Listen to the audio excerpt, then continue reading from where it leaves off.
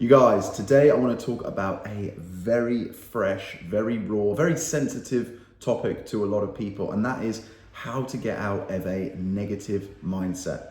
A little bit of context and a bit of a backstory as to why I'm sat here doing this video now. So it's Monday the 15th of April 2024, and it's kind of crazy to think that this time last week, just 7 days ago, I was sat in this very chair in a very, very different headspace. I'm not going to go into the details as to why. It doesn't really affect you, and it's not on me to sort of burden you with my issues.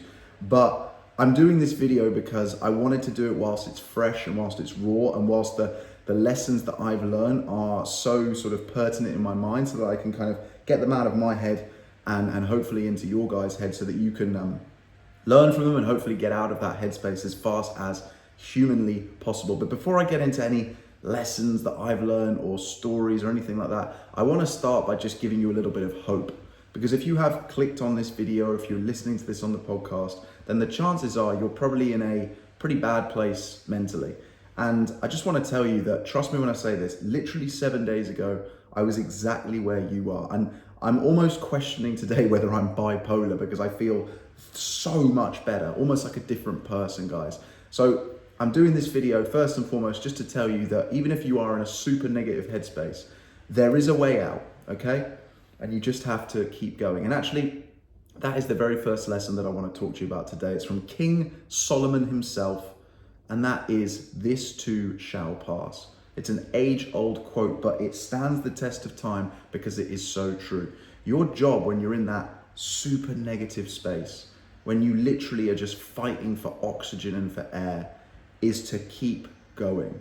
Because quite frankly, at that point, if you're in a really dark place, it almost feels like the easier option is to just give up and to stop and to do nothing. But what you're doing by doing that is effectively just delaying the pain, or if anything, you're just elongating, extending the pain that you're experiencing, because action needs to be taken. And all you need to do, you don't necessarily need to do anything different, you just need to keep going. You just need to have faith in the system, the universe, in God, whatever you believe in, that this too shall pass. The second lesson that I learned, well, actually, I should say all of these, actually, they're not necessarily lessons. I think they're reminders. I think they're reminders, again, from whatever you choose to believe in, that are being served up to you in a timely manner. And that was to focus on one big problem at a time. One of the big reasons that I was in the negative headspace that I was in last week was that I had two huge problems looming down the barrel of a gun, bearing towards me, and there was timelines and deadlines, and my brain got into such a state that it almost felt like I was paralyzed. And as a result, I ended up doing nothing about either of them. And so I then felt like I wasn't going to get anywhere, and then I started to slip back, which is even worse. Long story short, I managed to solve one of those problems by Wednesday, and by sort of Saturday, I was in a much better headspace, because I was able now to fully focus on that one remaining obstacle, that one remaining problem. That one remaining problem is still there. It's still a huge problem. I could choose to continue to sit in that negative headspace, but I think because now I've got the focus on it, I feel like it's more in my control and in my destiny to solve that problem. I hope that makes sense. And then the third lesson that I learned, guys, is cause and effect. So the vast majority of the obstacles that are in front of us, we create. We either create based off of what we have done, things that we have done, actions that we have taken, or they are obstacles in front of us that are literally in our mind. Now, the good news is that if we have created these obstacles, we can also destroy them. And you have to have that mindset. But you also need to realize that if you're in a negative headspace, there will be a cause to that. And rather than looking outwards and sitting in what we call like that victim mentality, a very low level of consciousness, and blaming other people and other things for your problem, and saying that the universe is against you, or everybody hates you, or whatever your sort of tagline might be, look inwards, guys. Look inwards and try to find the cause, because you know the effect. The effect is you're in that negative headspace. We want to reverse engineer that. We want to try and find the cause And the reason we want to try and find the cause is because as soon as you find it, it does two things. First and foremost, it gives you back a little bit of freedom and control, because it helps you to realize, that's why I feel like this. Somewhere along the way, you made a mistake, and that's absolutely fine. We all make mistakes. Life is like a game of chess, right? We all make mistakes. But if you can figure out where you made that mistake, first of all, it gives you that freedom and control back, because you now see where you made the mistake, and it makes more rational, logical sense in your brain. But secondly, and probably more importantly, it means that you won't make that same mistake again.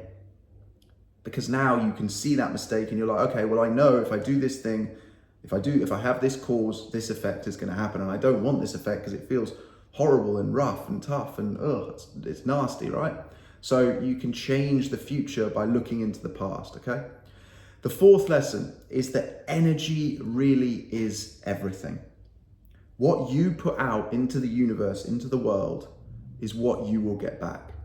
And this one's particularly tough because I was aware of this before last week, but I was just in such a negative headspace, guys, that I was finding it so difficult to be positive about anything. Even food just tasted bland to me. Like I was tired, but I couldn't sleep. Like it was just horrible. And I'm sure you can attest to this. I'm sure you're in this situation or you've experienced this before. But the way I now look at it is that next time this happens, because it will happen again, we all, unfortunately we can't avoid negativity, we can't avoid this stuff, and we have to manage our mental health, but we also have to accept that sometimes it can kind of get away from us a little bit, is that you need to treat the positive mindset as a little bit like work.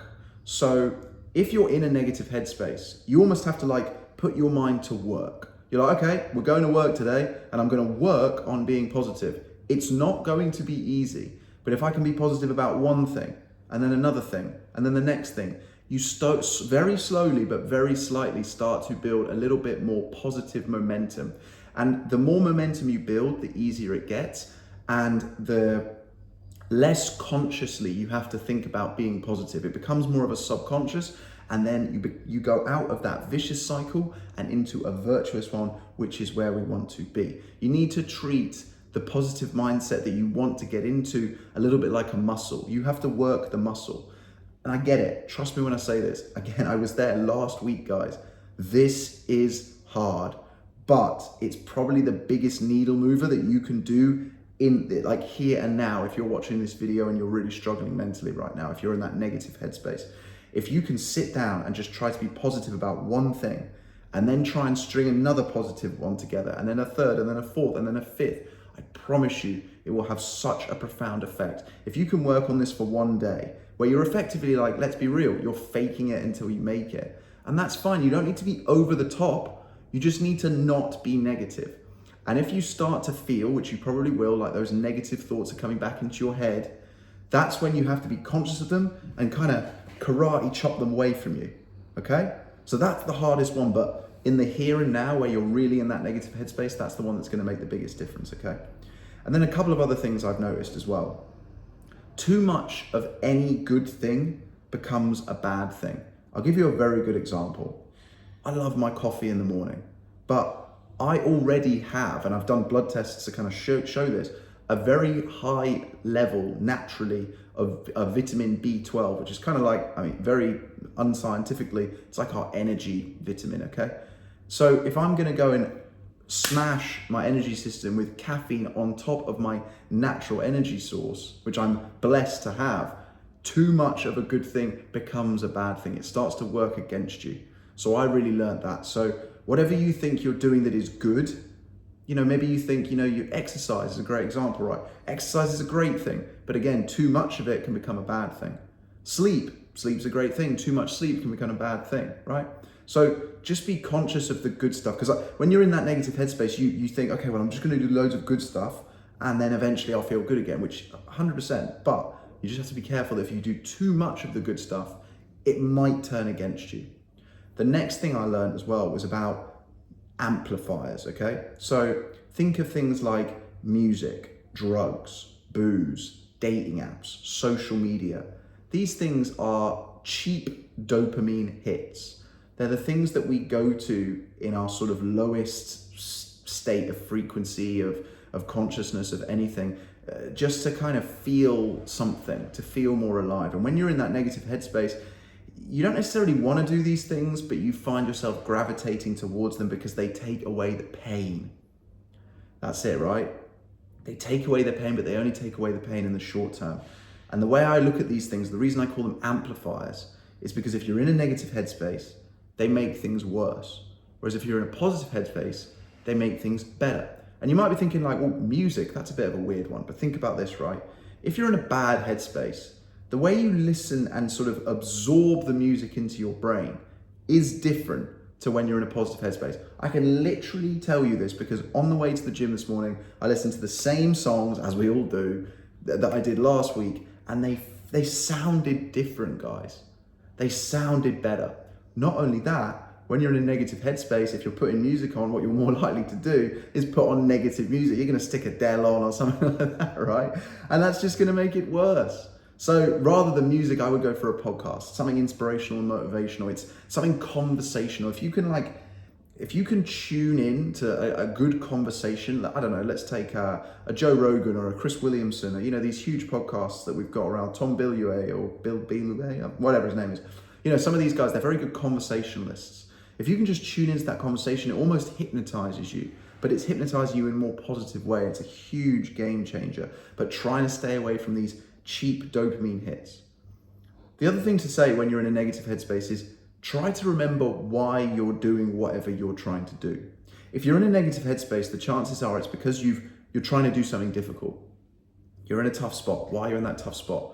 Probably because like I said, you've created the obstacles. You've put yourself in that tough spot. And that's not necessarily a bad thing. You've put yourself in that tough spot because you're trying to get something. You're in the thing. You've gone through the start point. Now you're in like the wormhole, the chaos, the horrible bit. But if you can get out the other side, that's when you get the reward. That's when you get the thing, okay? So just remember when you're in the throes of this and it feels so damn hard and you can't think why you're doing it, remember why you're starting it. Remember that anchor, that real purpose, that mission, that driver, all that stuff. And then the last thing I would say, guys, is remember your circumstances. Now, I don't know your circumstances watching this video, but this was a lesson I learned this morning, actually, really fresh. I was in the gym and there were two guys in the gym. One guy had one of his legs missing, but he had a bionic leg. So, and I could assume from his build, from his age, that he'd been in the military, basically. His leg had been probably shot or blown off by a bomb. And he was there, training. There was another guy who was in a wheelchair, and I can't be certain, but I think he had cerebral palsy. And he was working with a personal trainer in the gym. And I then think about that and I'm like, God, and there was me last week, a white, middle-class, heterosexual male with every advantage on God's earth given to him, moaning about my life, right? And your circumstances may be different to mine, but there are people worse off than you. That's not to say that you can't have a bit of a moan and a whine at some point. Of course you can. But just remember that try to be grateful for what you have got. You might not have everything that you want, but you've probably got enough for what you need. And the last thing to tie all of this together, guys, is that remember, to create change, you need to take action. So if you're in a negative headspace, the best thing that you can do is to take action. Comes back to that first point I made about King Solomon, this too shall pass. Your job is to just keep going. Keep taking action. If you just sit there doing nothing, it will get worse. So listen, if you're in a negative headspace, I really, really feel it. And I'm grateful for the fact that I'm not in that headspace anymore, but I'm also incredibly aware that I could slip back into it. And I'm doing this video partly for you guys, whilst it's fresh and raw, and whilst I can really hopefully pass the emotion through the screen to you guys, but I'm also doing it for me. It's accountability for me. It's that if I slip back into it, I can literally watch this video back and be like, okay, well, you literally put that on YouTube, you put a podcast out there about that, Doug. Come on, get over yourself. So I really hope this was useful, guys. If it was, you know what to do. thumbs up the video, give it a like, subscribe to the channel. I post every single day, by the way. This is day 105 of me posting on YouTube and posting a podcast every single day. So I love the support. I'm on a mission to grow my YouTube up to 1,000 subs. By the time you watch this, we should be about 200, which is awesome. Just to give you a little bit of context there, it took me 87 days to go from 0 subs to 100. And I've gone from 100 to 200 in 15 days. So again, just that simple action there of me taking action, discipline, consistency, remembering why I started. All right, guys, I'll leave it there. Thank you for watching.